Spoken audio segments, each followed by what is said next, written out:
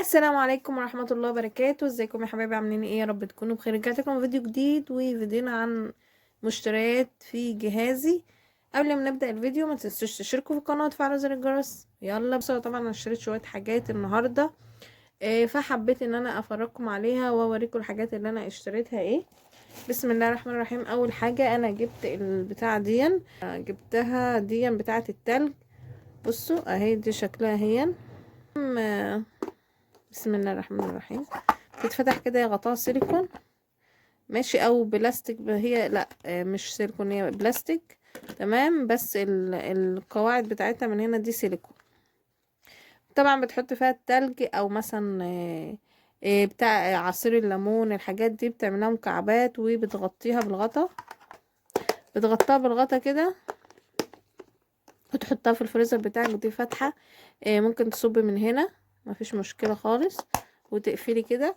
انا كنت جايباها ب55 جنيه، فانتوا قولوا رأيكم فيها ايه. جبت ايه تاني يا حبايبي؟ جبت الطقم ده طقم كوبايات. بسم الله.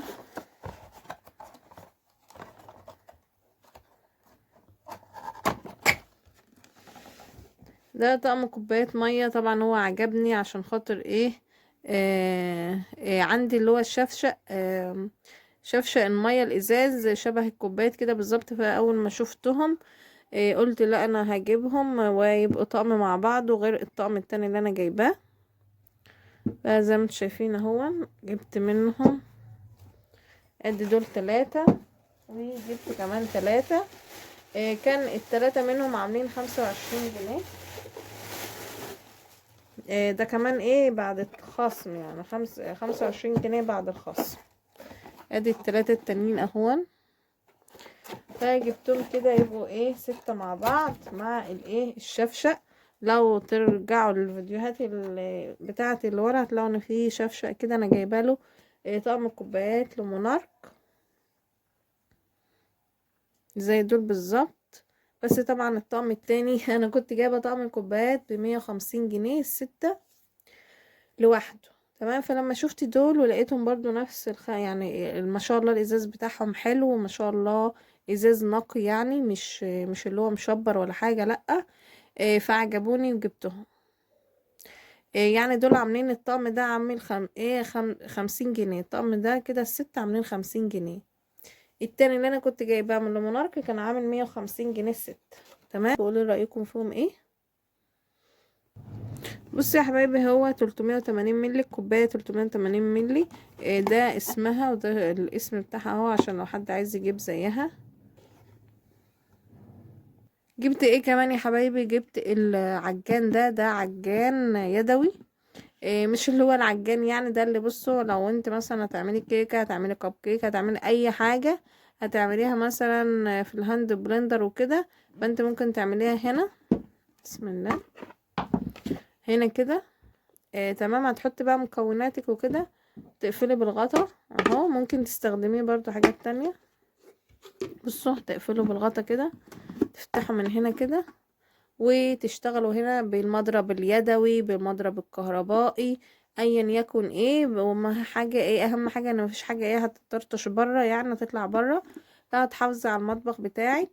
تمام، وهتخلصي وايه هتصبي الخليط كده.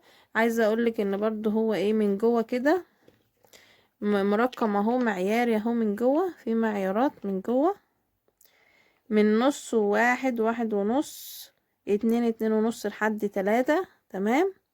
ده تركي حبايبي. بصوا هو بيبي 5. تمام، بلاستيك صحي، بيدخل غسالة الايه الاطباق على درجة 95 درجة مئوية. تمام. هو ميد ان تركي اهون، عجانة باليد بالغطا زي ما انتوا شايفين. تمام يا حبايبي، ده اسمها واللي عايز يجيبها يعني. ده الرسمة اللي هما رسمينها هو. تمام، هي بصراحة عجبتني، شفتها في فتح الله وعجبتني. بصوا هنا في حتة من هنا كده عشان لو عايزة تقفلي الغطا، لو عايزة تسيبي حاجة جواها وما ايه ما تتكبش اهو، تقفلي. تمام، وده كده. دي انا كنت جايباها كانت عاملة 130 جنيه. ده كانت عامل 130 جنيه، كان لونها اخضر. عايزة اقول لكم والله انا ايه، كانت هي كانوا هما فاضل اتنين بس، دي واحدة كمان والاتنين نفس اللون. انا حاولت اجيب لون تاني مثلا ما لقيتش، هو اللون الاخضر لقيته. فسبحان الله تحس ان اغلب الحاجات اللي بجيبها بتبقى لونها اخضر كده قدر يعني. الحمد لله والشكر لله على كل شيء. عايزه اقول لكم القاعده بتاعتها فيها كاوتش اهون عشان تثبت على الرخامه بتاعتك. تمام يا حبايبي. جبت ايه كمان؟ جبت السبت ده. السبت ده انا جبته كان في محل في بلد جنبنا يعني وكده. هو عجبني شكله وانا اللي مختاره اللون. طبعا كان فيه منه الوانات كتير، بامبا وازرق وروز وبنفسجي والوان كتير جدا، بس انا عجبني اللون ده.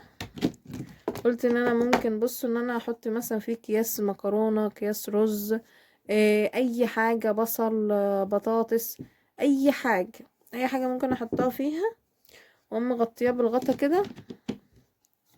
تمام.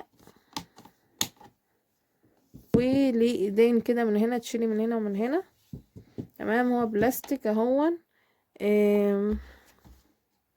بصوا هو من خرشت، طبعا ماركة خرشت معروفة، خرشت للبلاستيك اهون. وده اسمه سبت هيدز رتان. تمام يا حبايبي. وده الختم بتاعها اهو بتاع خرشت. ده كان عامل 60 جنيه. ده كان عامل 60 جنيه.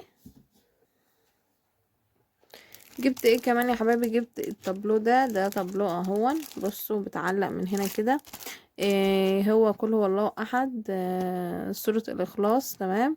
جبته برضو عشان اعلقه، وانا عجبني الشكل ده فجبته. ان شاء الله بجيب يعني ايه.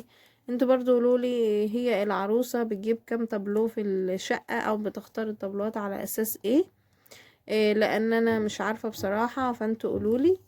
انا جبت ده بس كده حاجة كده مؤقتة يعني، عجبتني فقلت اجيبها. مش عارفة انا هجيب كام واحد ولا بتجيب كام واحد، فانتوا اكتبولي في الكومنتات اللي يعرف يعني. تمام. ده طبعا تابلو مودرن، ده كان عامل 50 جنيه. تمام يا حبايبي. هو مقاسه 20 في 30. جبت ايه كمان يا حبايبي؟ جبت علبة المناديل دي. تمام. بصوا انا جبتها اهي، بسم الله الرحمن الرحيم. هي خشبية بالشكل ده. تمام. طبعا ممكن تحطها في اوضه النوم بتاعتك او اوضه الصالون، او اوضه الانتريه. بتفتح كده وبتحط علبه المناديل او كيس المناديل بتاعك وتقفلي. تمام. دي كانت عامله 25 جنيه. كانت في عرض فرانين وانا جبتها. كانت عامله 25 جنيه. عايزه اقول لكم بصراحه انصحكم يعني انتوا ما تجيبوهاش. لان بصراحه اول ما جبتها وكانت من غير ما المسها ولا حاجه يعني، يا دوبك لسه بطلعها من الكيس لقيت الحته دي هي ما شاء الله حلوه وشكلها حلو كده، بس برضو ايه يعني، هي ايه تقلق وكده. بخصوص ان كمان من هنا كده خشب، فانا خايفه من هنا ان هي تتكسر برضو. تمام. لان الخشب بتاعها ضعيف. لكن هي شكلها حلو يعني، عجبني شكلها فجبتها بناء عن الشكل. ما كنتش اتصور ان انا اول ما اروح هلاقيها. اول ما روحت لقيت الحته دي اتكسرت. بنصحكم يعني لو عايزين تجيبوها ما تكتروش عن واحده بس، عشان يعني هي ب25 جنيه. فبرضو يعني 25 جنيه ممكن تحط على فلوس تجيبي حاجه احلى منها يعني وكده. بس انا جايباها عشان شكلها حلو. جبت ايه كمان يا حبايبي؟ جبت برضو بتاعه المناديل دي. برضو انا قلت اجيب اتنين، واحدة في الصالون واحدة مثلا في اوضة النوم او كده. بصوا شكلها كده شكل فرعوني. عجبتني برضو شكلها الفرعوني، بس دي ما شاء الله عليها حلوة وخامتها حلوة كمان. هي تحس كده ان هما اتنين فوق بعض. هما تحس ان هما اتنين فوق بعض كده. بصوا الشكل اهو. بصوا هي من هنا كده بتفتحي. بصوا كده بتفتحي كده وتحطي المناديل من جوه وتقفلي عليها تاني. دي انا كنت جايباها برضو في عرض من رنين، كنت جايباها ب30 جنيه. اهي زي ما انتوا شايفين كده. فانتوا قولوا رايكم ايه. بصوا هي علبة مناديل خشبية مطبوعة اشكال والوان مقاس 23 في 13.5. لكم ايه اهي شكلها من بعيد.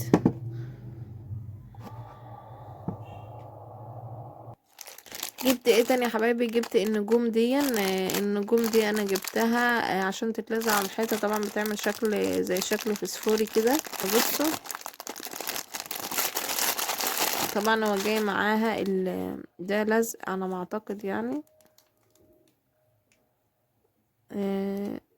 انا ما اعتقد ده لزق جاي معاها عشان طبعا ايه تلزقيه بيه على الحيطه. تمام يا حبايبي. دي كان الكيس ده مش عارفه فيه كام واحده، كان عامل 15 جنيه اهون.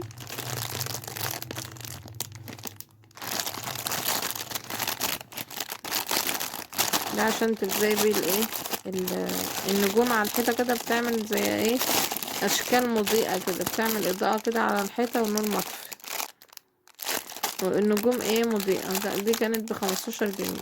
دي الحاجات يا حبايبي اللي انا جبتها في جهازي. اتمنى ان انا اكون افدتكم باسعار الحاجات اللي انا جبتها، واتمنى يكون الفيديو عجبكم واكون بفيد كل العرايس اللي بتجهز. الحاجات دي طبعا مهمة لكل عروسة باختلاف بقى الموديلات والاشكال اللي كل واحدة بتجيبها، وطبعا كل واحد على حسب اختياره وذوقه وعلى حسب ظروفه وامكانياته. تمام يا حبايبي، اتمنى يكون الفيديو عجبكم. ما تنسوش تشتركوا في القناة وتفعلوا زر الجرس، واشوفكم على خير. اشوفكم على خير فيديو جديد. باي باي.